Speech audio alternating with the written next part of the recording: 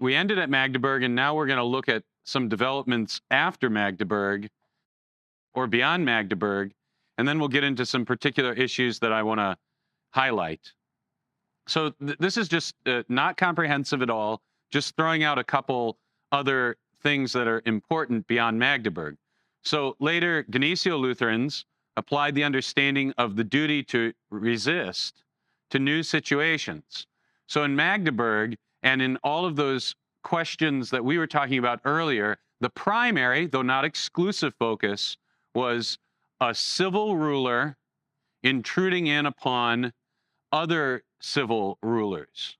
Obviously, there was religious issues all wrapped up in it, but the specific question was emperor, overlord, and can the lower magistrates actually resist? That was the particular question. Obviously, already I've laid out more of the general three estates questions, but that was the particular question at play in Magdeburg. The later Gnesio-Lutherans applied this to a slightly different situation within Lutheran lands. So here's a situation that Matthias Judex applied in his situation, and I'm not going to get into all those details, but Lutheran clerical resistance to Lutheran princely overreach. So before, it's Roman emperor and Lutheran lesser magistrates. Now it's Lutheran, but it's the civil government overreaching into the church.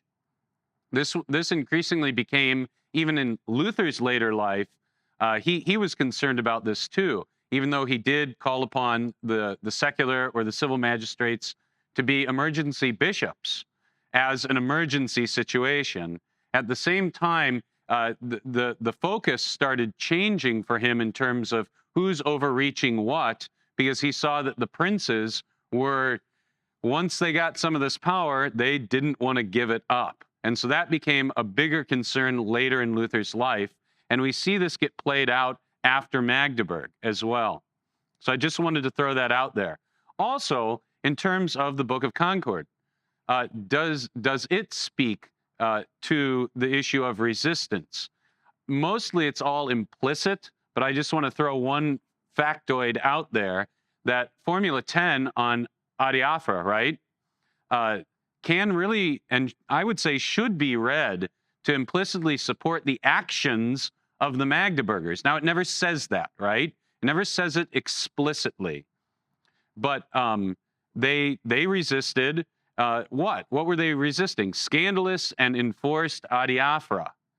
And they were certainly not condemned, but they were held up theologically as the correct party. It's true, there's no explicit section that says, and they were right to resist at, X, Y, and Z. However, they were considered as heroes. The Magdeburgers were the huge heroes that held out the longest. So to say that this isn't in our confessions, as some people might say, well, hey, where does it say it in our confessions? I would point to this as one response.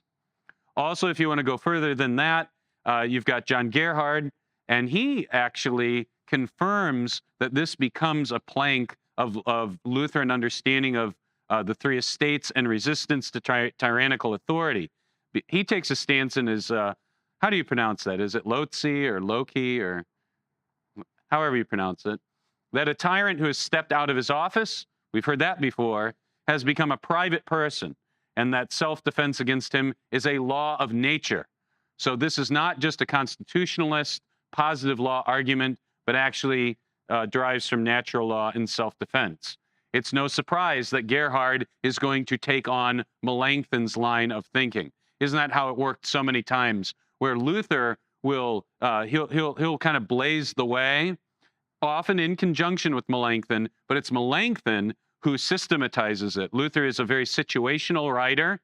He doesn't produce a dogmatics, so to speak, but Melanchthon, he systematizes. And so on many of these issues of church and state, Melanchthon is the one who creates or organizes the language that gets picked up.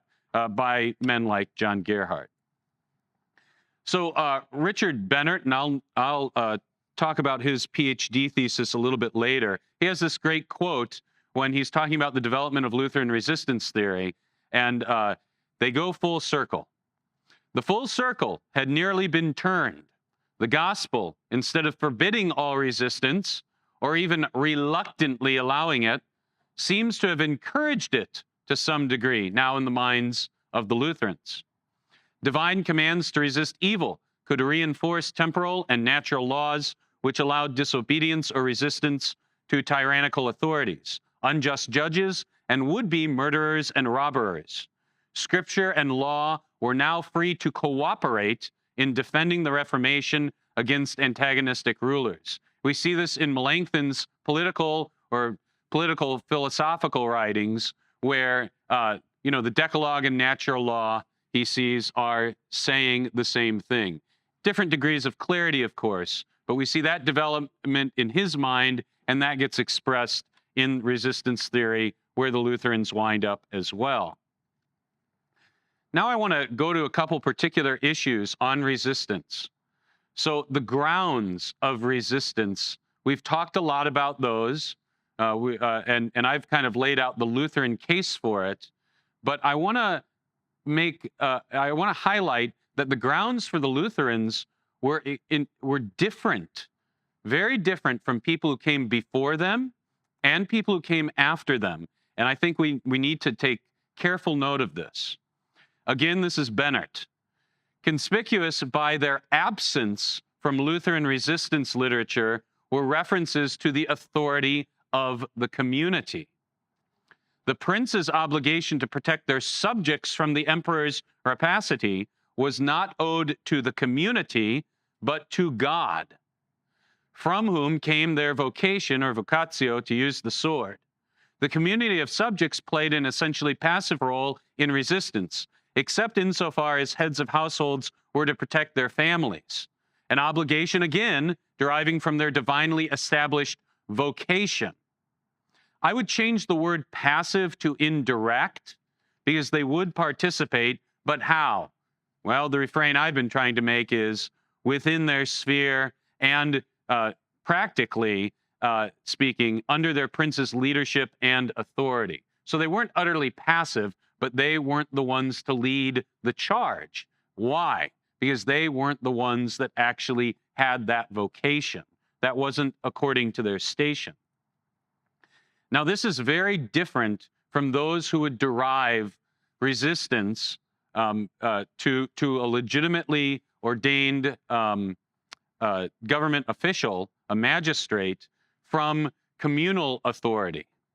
Because this really gets to the question that Fritz was talking about in the churchly sphere, about where does the authority come from, or who's it mediated through? And the Lutherans did not go back to saying that, well, the prince ultimately gets his authority from the community. Now, it might be mediated through electors or other things like that. They wouldn't say you can't set up some type of representative aspect to government. They wouldn't say that it's forbidden, but they would not say that it's inherent to paternal authority, and civil government being a type of paternal authority, that it's not essentially inherent to it. And this is not just in distinction or contradistinction to later Reformed thinkers, or if you get even further to kind of Lockean understanding of popular sovereignty and that there's no legitimate government without the consent of the governed. But there's also people during the medieval period and ancient too, who are advocates of communal authority being the basis for resistance. There was conciliarist reasoning. So again, to flip over to churchly matters, the conciliarists, and I should explain that term, those who believed, there's this debate going through the Middle Ages where who has more authority, who's higher than who? Is the Pope over councils, or can a council trump a Pope? Now, of course, after Vatican I, that's been settled in the Roman Church. It's the Pope. But there were a lot of conciliarists who believed that a council could trump a Pope. And they developed a lot of their argumentation based upon that the authority of the community as a whole had more authority than the top guy, than the head. Melanchthon studiously not only avoids those arguments, but he explicitly rejects them. Now, maybe this is sad news for those of you who think this would be a good way to argue. I don't know if you want to argue that way or not. I'm just, reporting the facts. You can decide. I actually think it is good, because if it's very easy to start saying, the authority of the community is where everything derives from, and if you don't have the consent of the governed, nothing is legitimate. Now apply that to the family. What happens?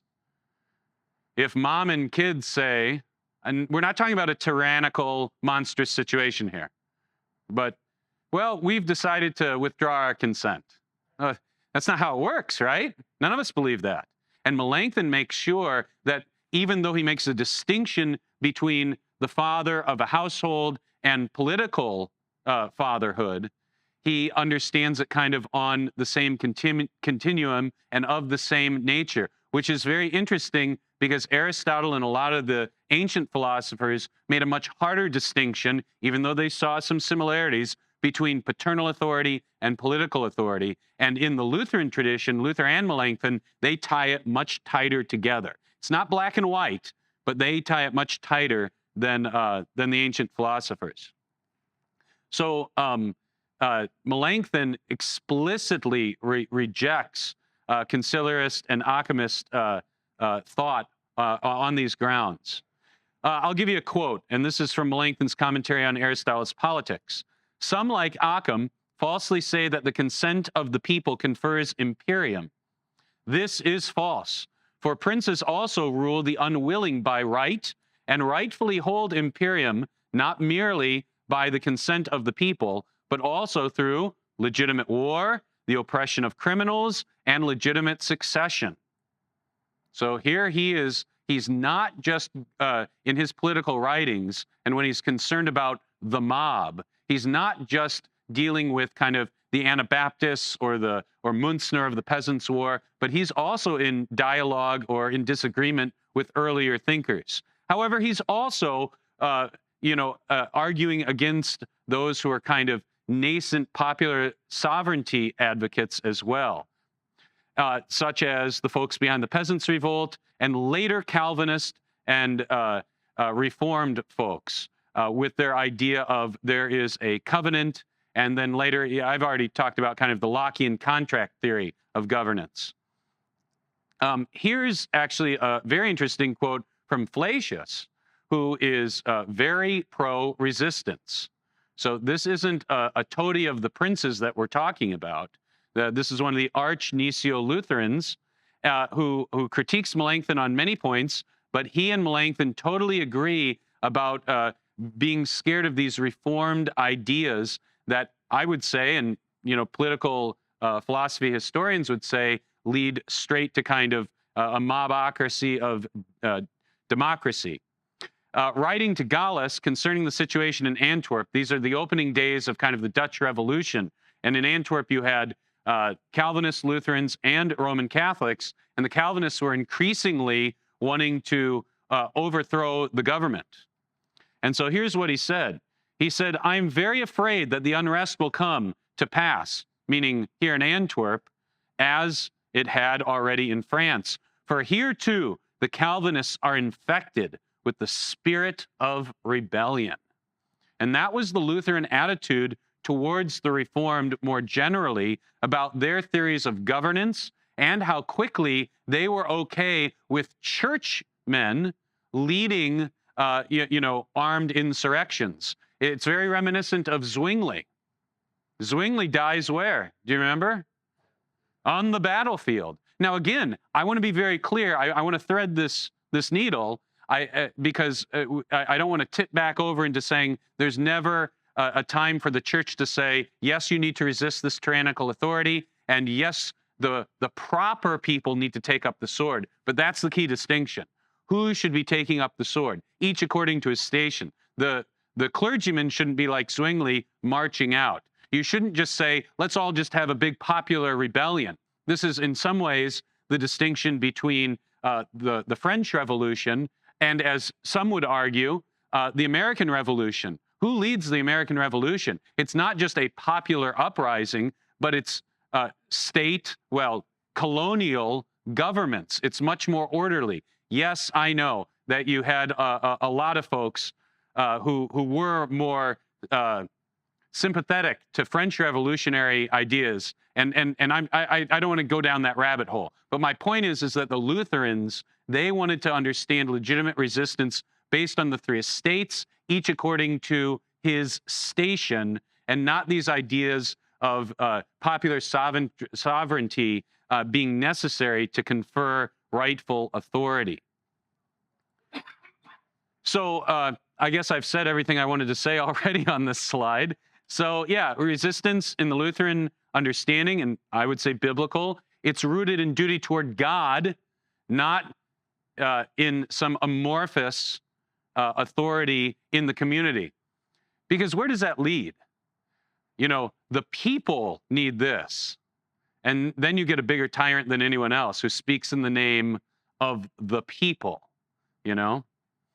Distinction between resistance and rebellion is huge in our Lutheran understanding. And I would also point to the fact that they talk about duty and obligation far more than rights. Now, I don't want to totally reject the language of rights and overreact, because there's a good way to understand it, but if it's unlinked with duty, then you get into huge problems. So they will talk about a right to defend yourself and your home, or your homeland even. But that's linked to obligations that God has given you. For Melanchthon, natural law then is I can't even pronounce the word right now. Yeah, constitutive of political authority and limits its legitimate exercise. Because I think a lot of people that want to wrest the right to resist, it has to be rooted in kind of like some inherent human rights, you know, like if we're all part of the UN or something like that. But because they're scared that if you don't root it there in individual rights, then you're not going to be able to resist tyranny. But that's not how Melanchthon sees it, nor Luther, nor any of the Lutherans. Natural law, yes, it constitutes political authority. It confers this authority. And sometimes the consent of the governed or those under the authority, yeah, well, it doesn't matter, right? This is St. Paul. Slaves, what? Obey your masters. Wife, children, obey the head of your household. Okay, we've talked a lot about exceptions, right? And those are legitimate. But here's the point. Why can there be exceptions? Well, it's not because of some inherent human right or something like that, but rather that God's institution and natural law itself not only constitutes political authority, but also it in and of itself limits it, which this is a much better system because God himself has limited it. You don't have to worry about, well, what if the people decide we want a totalitarian government? I mean, that would never happen, would it? It would happen. I would much rather trust in God and his three estates and his institutions and how he constitute things than trusting in the quote-unquote amorphous will of the people. Again, the Lutherans were very, very solid, and I would say on very firm footing. What's worse, the tyrant or the mob? Well, they didn't want either, but the mob's worse. A tyrant's really bad, but what you want is good, orderly governance through the three hierarchies. Again, each according to his station. So I want to bring up in conjunction with that, the issue of equality. Many ancient, medieval, and a lot of later Lockean, just to use kind of, to label it broadly, what do they think the defining aspect of humanity is? Equality. I mean, isn't that in some of our founding documents, right? All men are created equal. Now, while there may be a good and salutary way to understand that, let's think about this. There's different things that the scriptures say about human beings, about mankind. And so in the order of redemption, are we all equally saved? Are we all equally loved. Yes, this is why Paul talks about there's neither Jew nor Greek, slave or free, male and female. And yet, the defining aspect of mankind in the created order, or the order of creation, is not equality, it's the opposite. It's actually inequality, because it starts out with a distinction. Because when God creates man, what does he do? He makes man and woman. So by definition, the different offices and orders and how humanity is actually created is based upon distinction.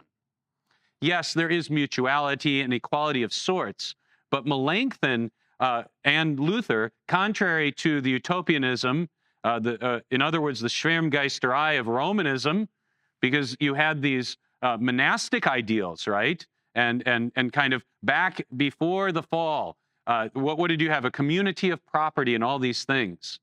Melanchthon's saying, no, the bedrock of the created order is not some utopia of everyone's equal and there's no hierarchy, but actually hierarchy is built into the cake, and that's actually good. So contra the utopianism of Romanism and the radicals, Lutherans held that the defining truth of the created order was inequality, not equality. Here's Brenz. Therefore, secular government is a distinct entity, entirely separate from Christian government. For in the Christian realm, all believers are equal and possess all goods equally in Christ. But in the secular realm, goods cannot be distributed equally, and so they cannot be possessed equally. Even if everything were to be distributed equally, that equality would not last 10 minutes. Similarly, individuals cannot be equal, for the nature of this realm is that one person must be a ruler or a magistrate, while the other is a subject. One must be a master, the other servant. Just as in this world, individuals cannot be uniform in quantity or quality. One is tall, the other short, one is black, the other white. Thus also one is master, the other subject. And this sounds exactly like C.F.W. Walther when he gives those wonderful lectures on socialism and communism in his congregations, or that tri-congregation in St. Louis. If you haven't read those are translated in English, and they're wonderful. They're excellent. Okay, so we've been talking a lot about resisting. I want to show the folks here, I know many of you have read it already, what my circuit wrote when we were slapped with that mask order I was speaking of earlier. And I wanted to show you this more towards the end, because I think that now that we've walked through the history, we've walked through the three estates, we've talked about burden of proof, you will see how all of this came out in what we produced. Concerning civil government ordering masks in church, we cannot in good conscience refuse to allow a Christian to come to church services because he's not wearing a mask. We are not lawless rebels, nor deny that civil government indeed has appropriate interest and authority in matters pertaining to public health and safety. However, the authority of the civil government is not absolute. We do not recognize the civil government's authority to order our churches to require masks. So notice, what kind of orders are we rejecting? Illegal or illegitimate? Illegitimate.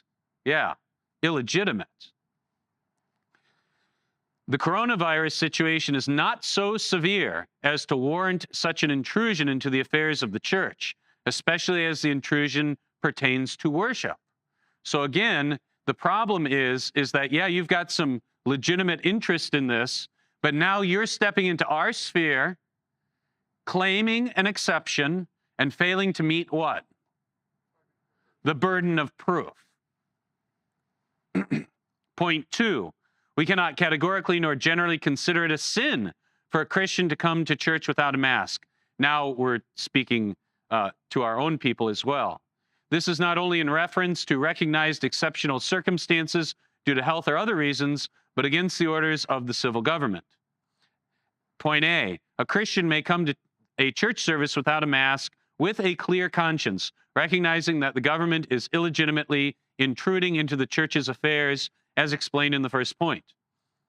B, it is inappropriate for Christians to claim or imply that not wearing a mask is necessarily violating the law of love. There may, and that's why we put necessarily, there may be times, you know, there may be times where you say, yes, I'm going to go visit somebody who's aged or sick or whatnot, a weak constitution.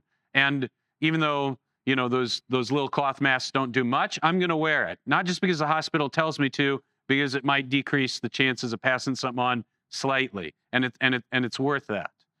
So, but you remember what people were saying. You aren't loving your neighbor, right? If you don't wear a mask, you don't love your neighbor. And, oh yeah, there are different goods, goals, and circumstances that Christians will need to weigh out. So you see the particularity coming in here, the casuistry, and how best to love their neighbor in this, and every other matter. While the safety of our neighbors in regards to earthly health is an important good, it is not the sole good to be considered. Concerns regarding the normal worship life of the congregation, the spiritual and earthly health that is damaged by the isolation that comes from overzealous safety precautions, and the potential and seemingly likely further intrusions by the civil government into the life of the church are all goods that ought to be considered by Christians. Again, people want to myopically think about one thing and then tell us exactly how we must love our neighbor. Now, sometimes you can do that, right? Should I steal or not? You should not steal. This is not loving your neighbor. But most of the time, it's what? You're weighing out a whole bunch of things. I think, Eckert, you had a blog post about don't tell me how to love my neighbor. It was something along those lines. I don't remember the exact title, but that was very similar to this. Faithful Christians may come to different conclusions on how to best love their neighbor in this matter, depending on their circumstances and how they carefully weigh out various concerns. And then the third point. While we as pastors are most focused upon the life of the church, the scriptures have much to say about civil government, marriage and family, and the relationship between the three estates. We cannot definitively say that it is a sin for a Christian citizen not to follow orders concerning masks under present circumstances. Now we're moving to, we as the church, as Luther says, we are to what? Not just to preach to Christians as Christians, but Christians who, what? Live in the world. And they need instruction. And also to preach sometimes needfully against the government as well. So point A, there are good reasons for a citizen to think that these orders are an unnecessary, illegitimate, and gross overreach of the civil government's authority that will intrude upon and harm familial life. So we're not just saying you're allowed to come to church, but also you as a Christian may and should have your conscience formed to understand that, hey, how should I view this? Should I actually never visit my neighbors? Because there are lots of rules about that stuff too. Don't get together for Christmas or Thanksgiving. Don't do that. Don't do this. So it wasn't enough, we believed anyway, to just speak to, you may come to church. But also, how should you think about this in your familial life? Familial life including social, economic, and other aspects of earthly life. There are also good reasons to believe in many jurisdictions that these orders are in violation of the clear meaning and intent of the laws of the civil government itself. And there we just note that some of these orders were against the positive law, the express law. And in Wisconsin, not only was that true in fact, but it was, our Wisconsin Supreme Court concurred with it, with some of these orders. Some of the pertinent passages of Scripture in relation to this issue are 10 Commandments, Exodus 20, Matthew 22, Romans 13, all the Sedis Doctrina, Exodus 1, Shipher and Puah, Acts 5, 1 Samuel, the whole complex stuff with Saul, Jonathan, and David, 1 Samuel 25, Nabal and Abigail, Acts 25, Paul appealing to Caesar as his right was as a Roman citizen. I remember Fritz seeing this, and you were the one who originally alerted me to 1 Samuel 14 with how the people ransom Jonathan and defend him. You don't remember. Well, I'll take credit for this from now on and not give it to you. But it was interesting because you said that, and then I was digging more into this, and I found it in, the Lutherans would refer to this incident. So you must have been reading the same stuff I was, the Bible. So I think this is a good segue into authority of the home. We've been focused a lot on civil government against civil government, civil government intruding into the church. But what kind of gets short shrift is what shall we think about as fathers and mothers? And what shall we do? Where do we draw the lines when it comes to authority in the home? I will admit that I'm not going to go into huge detail. We don't have time. But at the same time, I want to throw a few things out to help get the conversation going, because this is an understudied and underthought about aspect of resistance. Because I would say we're so focused on two kingdoms. And in two kingdoms, what's often left out is the home, even though it includes it, I know, but usually it's church, state, church, state. But what about the home? G.K. Chesterton, I like this quote, "Without the family, we are helpless before the state." And the home also has to resist totalitarianism. Not just the church, not just pastors, not just hearers of the word, Christians as Christians, but also fathers, mothers, sons, daughter, etc. Particularity and the nations. Now, I don't want to go on and on and on about particularity. We've talked about that a lot already. But here's a few important points that we should be thinking about when we're thinking about in the home versus the civil government. Because you're not just a random home somewhere in some random nation. You belong to a particular people. And so many things are going to play into it when we think about this. So Luther reflects a great sensitivity to particularity concerning his own Germans, as he calls them, right? There's this whole big debate going on throughout the Holy Roman Empire of whether you should adopt Roman law or keep the old Germanic laws. I don't want to get into it, but just demonstrate that he's very sensitive to the particularity of the nations and how different nations have different characteristics. So some distinctions to keep in mind when thinking about familial versus civil authority. Particular history and traditions. I mean, you try to take a people who have no history of, a lot of self-governance and are used to what we would consider almost totalitarianism, and you try to jam them into a different system, it probably isn't going to work out so well. On the flip side, if you take a people who are used to a lot of independence and you try to flip-flop them, they're probably not going to take it very well either. So again, history and tradition matters. Particularity matters. Let me give you a flesh and blood example. Consider the Chinese. They have always had a type of imperial government over them.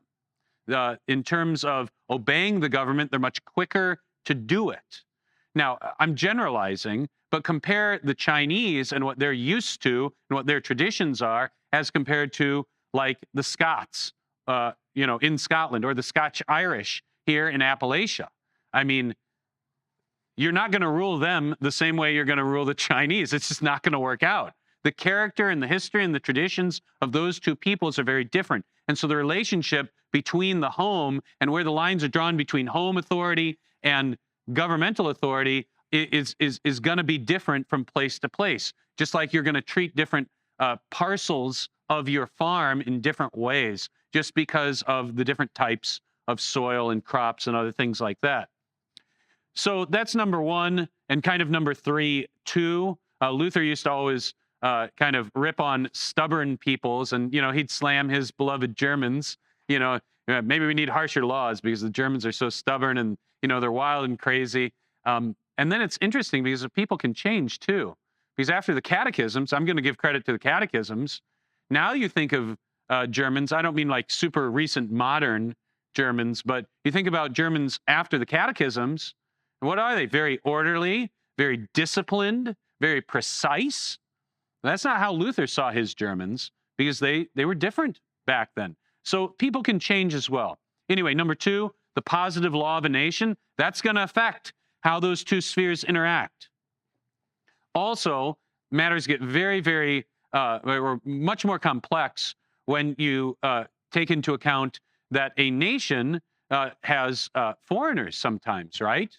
Inside of the nation, in terms of those who are descended from a common ancestor. So think about this in Israel.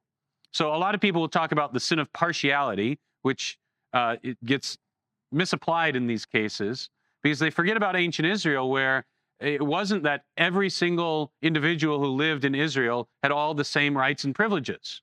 Obviously, there's certain basic things. You don't get to be a jerk to someone just because they're a foreigner, not of the native land. But I mean, you guys probably know, what could foreigners not do in Israel? There's a whole host of things they could not. What's that? Well, unless you were a slave and then you were part of the household. So you could be incorporated in, but you couldn't own land. You could own, like when we think of land, we think of any size of a land. I'm talking about farmland, right? You know, why? Because that was cut up and divided and as an inheritance to those tribes and clans and families. And so you could own like an apartment or a house inside of the town or village as a sojourner, you know, a legal inhabitant who's been allowed in. But you couldn't buy up farmland. Couldn't do it. So there's a distinction there. And then there's all these other complicated factors. Rule by foreigners. That's going to mean that there's going to be a different relationship between the home and the state, so to speak. Also, some peoples get subjugated. So you have to consider enslavement versus, sometimes we'll say, free peoples, right? Germans would always say that. You know, we're not slaves like the people inside the Roman Empire, but we're a free people. And empire versus government that truly encompasses a, generally speaking, unified and cohesive people. Again, I just want to throw that stuff out. Melanchthon talks about how the love of fatherland is very important. And here's a summary of his, and I think it fits in with everything that I was just saying. And it fits in with resistance, as you'll see. Here's from his preface to an edition of Tacitus's Germania. Love of fatherland was inscribed on the human heart by God to instigate defense of religion and the laws of the fatherland, and that fatherland had to be understood as the community enforcing true doctrine and just laws. Amour, Melanchthon held, was thus a passion not only capable of influencing and directing the human will, as unfortunately other passions were too, but of doing that in ways and for causes pleasing to God. Similarly, the desire to know about the antiquities of the fatherland was also regarded a passion strengthening our love for fatherland and thus our will to defend it. Melanchthon thus encouraged the reading of books that tell us about the history of the fatherland and provide examples for virtuous behavior.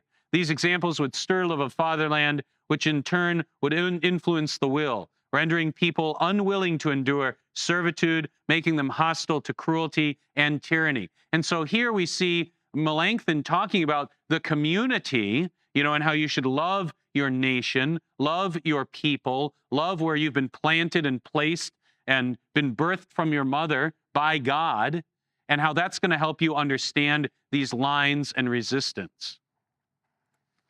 Okay, one last wonderful quote about particularity versus globalism. Pierre Trudeau, who's the legal father of Justin Trudeau, Prime Minister of Canada, said back in 1962, "The road to progress lies through international integration. Nationalism will have to be abandoned as a rustic and clumsy tool." So this is globalism. Solzhenitsyn, who I butchered his name, he writes, "The disappearance of nations would impoverish us, no less than if all peoples were made alike, with one character, one face.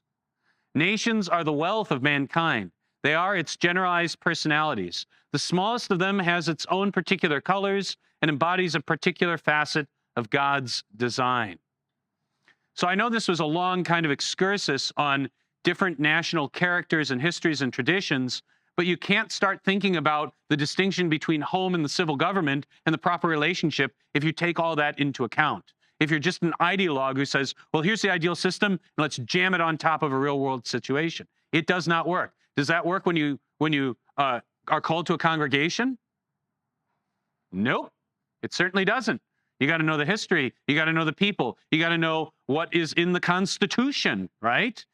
Sometimes you actually even have to know synod bylaws and stuff like that. Now I'm going to throw some stuff out there. So one thing that when we think about the lines, we should understand that the fundamentally best word to start thinking about the distinction between home and the civil government, where to draw those lines, is a recognition that they're all on this continuum of patriarchy. So it's going to be harder to draw that line than between the home and the church and the civil government and the church. It's going to be trickier. There's a sliding scale between home and nation. Nations are derivative, so there's your word, derived, both biologically and historically from families. Distinction and relationship is important between paternal authority and civil authority, but we are not to understand the household in terms of the civil government. That's the totalitarian thing, right? You know, we grant you your rights. Now, that's an American way of saying it. What? It takes a village. It takes a village. That's actually kind of true, though, right? It is true to a certain extent, but not how she meant it. But it is important for us to understand. It's not again. This is an American way of saying it, but that doesn't make it wrong. But it's not that the government grants us our rights, but it recognizes those inherent, inalienable rights, even if maybe some of them aren't so inalienable. But either way, the point being is that rather the civil government should be understood in terms of the family. And that's why patriarchy is helpful, and why I would assert that, and this is not an original thought, I think it's obvious, but I want to say it explicitly, that the father and a mother to a lesser extent, but the father, first and foremost, should be recognized as a lesser magistrate of a type, you know, of a type. So why can I say these things about patriarchy? Because it's assumed in the scriptures, it's defended, and it's promoted. Exodus 22, Leviticus 20 is good to look at this with. The father can refuse to give his daughter in marriage, right? We would draw a line there, wouldn't we? What if the government said, you must allow, we are going to take your children and marry them off as we see fit? No, you're not. I will resist you to the very end if you try that. Not because I despise civil authority, it's illegitimate. That's outside. Yes, does the government have an interest in marriage? Absolutely. Is it wrong to have laws about marriage? No. But again, with fuzzy lines, I might not know exactly whether the shore is rock solid earth or whether it's the ocean, but I know when we're 30 paces past the line, and if the government comes and says, your daughter, we're taking her and marrying her to somebody's son. No, that's way over the line. Now, different nations are going to have different lines of where the regulation of the home and the state. You go back all the way to tribes and clans. Basically, it's all done in the home. The state has very little to do with it. The daughters of Zelophehad actually confirms and promotes patriarchy, because why are they inheriting land? It's not just because, hey, since Zelophehad had no sons, I guess women can inherit. They're not inheriting in and of themselves, but actually why? Anybody remember? Fabricius, you were quizzing us. We can quiz you now. What do they appeal? They appeal so that our Father's name will not be lost. Yeah, they are inheriting kind of, in persone patri, if that's the right Latin, and for the sake of their future sons. Yeah, husbands, but husbands and sons, yeah. And also, now we're getting into it, whether we like it or not, I guess. But also, if you actually go and read Numbers 36, which many people forget to do, this comes up again because the rest of their clan come and say they should not be allowed to marry people outside of our tribe, lest other tribes get some of our land. And so the civil government says, Moses, right, says, you must marry who? Someone according to your father's clan. So that's an interesting case of these lines. Again, we're not going to read all this, but there's this very interesting, all this stuff that runs through the scriptures about prerogatives of the king, and we should not be like, I would say, the majority of the Reformed who just think, oh, the kingship was bad. Israel was bad to want a king. Well, let's be careful here. They were bad to want a king because of why they wanted the king. Yeah, to be like other nations, and because they were rejecting the Lord. And he's going to what? He's going to save us from bad stuff and do all these things. But remember, back in Deuteronomy 17 and back in Genesis 49, there was always going to be a king. God makes that very clear. And not just Christ at the end, right? But Judah is going to rule. That's fulfilled in David and the Davidic line. So anyway, the king can conscript in terms of male citizens for just wars. But once we get to forced labor, that's another interesting question. I got to say, I'm a little sympathetic to saying that, yes, the civil government may, in certain circumstances, not in an imperial situation, but when you actually have a cohesive people, to actually say, no, you need to give some labor. But how and when should be a mutually agreed thing upon from the households and also the civil government. Because who conscripts the Israelites, actually? The most famous example. No, that's an imperial situation, or an enslavement. Solomon, for the temple. That's actually when Israel is doing lots and lots of labor. But that's not a positive example with Solomon. I think it is. I mean, that's my question. How positive is it? I mean, the folks in the next generation, or the folks that remember it, this is why they actually rebel and say no.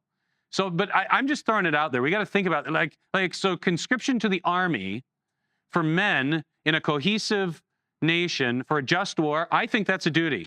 You're a man of the community. It's understood. You have to go fight.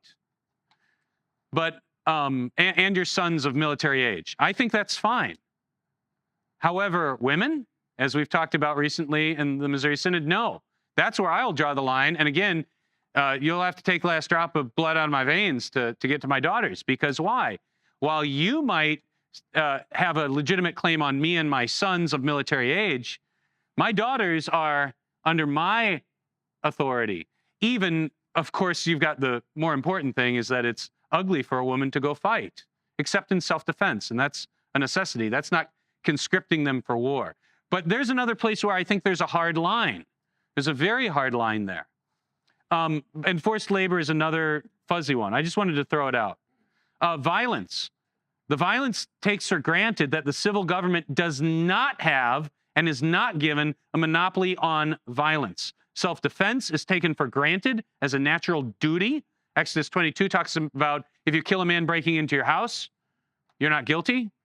Fathers and mothers administer punishment to those in their household. There's a whole bunch of Bible verses for you. Household relatives have the duty to avenge members who have been maliciously injured or murdered. Deuteronomy 19, cities of refuge. And what are those men called who go to deal with murderers? Avengers of blood. Hey, but wait, vengeance is mine, says the Lord. And we say, well, civil government can do that. Yeah, but so can the clan as well. Members of the household who are acting as fathers. There's a lot of other things. Abraham conducts war. Tribal fathers assembled to protect their own. Atalia. You brought up Atalia. I want to bring up Atalia too. She usurps, and she is the daughter. I don't know if you know that. Yeah. Mrs. Bean went back and found it. Yeah, she's Ahab's daughter, Ahab and Jezebel's daughter. Now, I don't want to go through the whole story, but as Fabricius was saying, finally the high priest says, okay, it's time. But who does he do this in conjunction with and with the concurrence of? Because these estates have to help the civil estates. So he gathers up religious leaders. He gathers up the Levites, and others, so that they legitimize this. This is one estate helping another estate. He gathers up lesser magistrates. And they went about through Judah and gathered the Levites from all the cities of Judah and the heads of fathers' houses of Israel. So the estate of the home comes to help too, because fathers are lesser magistrates. Education, I just want to say one brief thing about education. I think we all misread Luther when he says, force the kids to go to school, right? We get a little, whoa, that's really a parental thing. But what circumstance is he writing in? In an era, in the Reformation era, when, who was running all the schools? The church. And now the monasteries are gone mostly, and the monks and the nuns are freed mostly. And the schools in some regions of Germany were down to like 10% of what it used to be. This is not a normal situation. He's not giving general advice. I mean, he is, but his insistence is based on the real and present danger that German society is going to fall apart in places if we don't train up what? Lawyers and doctors and governmental officials and all these things. And so we can't read all of these statements as if he's saying we need a totalitarian understanding of kids have to be forced into school. Luther is talking about a very particular emergency situation. We've already talked about engagement in marriage. I will just make one note. Early in his career, Luther opposed the Roman Church's usurpation of authority of parents concerning secret marriages, right? The Roman Church would marry people who were secretly engaged against their parents' permission. And so Luther said, no, that should not be tolerated, and secret betrothals don't count. You don't enter into the state of marriage except with the consent of your father in particular. So he's pushing against the Roman Church early in his career, but then later he winds up resisting the civil government because they're usurping pastoral authority concerning marital affairs. So he's defending the home and the church against intrusion as well. So again, I think that's another place that we need to think more deeply about. Further resources, obviously the small catechism, but also the large. Even those of you pastors who have sworn to uphold the large catechism and you've read it, maybe even taught classes on it, read it again with this stuff in your mind, especially on the fourth commandment. Luther's 1539 Disputation on the Three Hierarchies allegedly is coming out this summer. It was supposed to come out last summer, but this is the first time it's been translated into English. It was translated into German. It's originally in Latin. It was translated into German back in like 1941, I want to say. But now it's going to be in English. Praise be to God. Melanchthon's Von der Notwehr Unterricht, Instruction Concerning Self-Defense. That's a very, very important work. We didn't even know Melanchthon wrote it until much later. There's an interesting textual history there. Manius wrote it originally, and Melanchthon, and it went out in one edition, and Melanchthon said, you didn't do this very well. And so he rewrote it, but it kept on getting reissued under Manius's name. So not until the last century did we even know it was Melanchthon. So it's really interesting, but that is only in German. So you gotta know your German. If you're interested more in that, though, I do have an article or two in English about it. The Magdeburg Confession, if you don't own it, you should. Not just pastors, but laymen too. Easy to get on Amazon. Also, you can get this PhD thesis online for free. And if you can't find it, shoot me an email. I'll get it to you. Inferior Magistrates in 16th century political and legal thought. Back in, I think it was 1967, Richard Bennert wrote this thesis, and he provides tons of detail on all the complicated interplay between the jurists and the theologians and the princes. That's kind of a deep dive, but it's incredibly fascinating. And he also doesn't just stop there. I've just kind of dipped our toes into the later Reformed thought, but he goes through Calvin and Bullinger and Beza, and then he goes all the way to the English thought too. It's a fascinating document. Last but not least, if you want a good article summary of the three phases of Lutheran resistance theory, particularly focused on Luther himself, Luther and the Right of Resistance to the Emperor in Studies in the Reformation, Luther to Hooker, by W.D.J. Cargill Thompson. That's not available online as far as I'm aware, but I know at least St. Louis has a copy, Fort Wayne may. Pastors, you guys can get it by requesting it from the SEM. Layman, if you would like a copy, I would say talk to your pastor about getting a copy of that. A couple other resources. Pastor Broughton and I did a 3-part episode, and it's like mega long.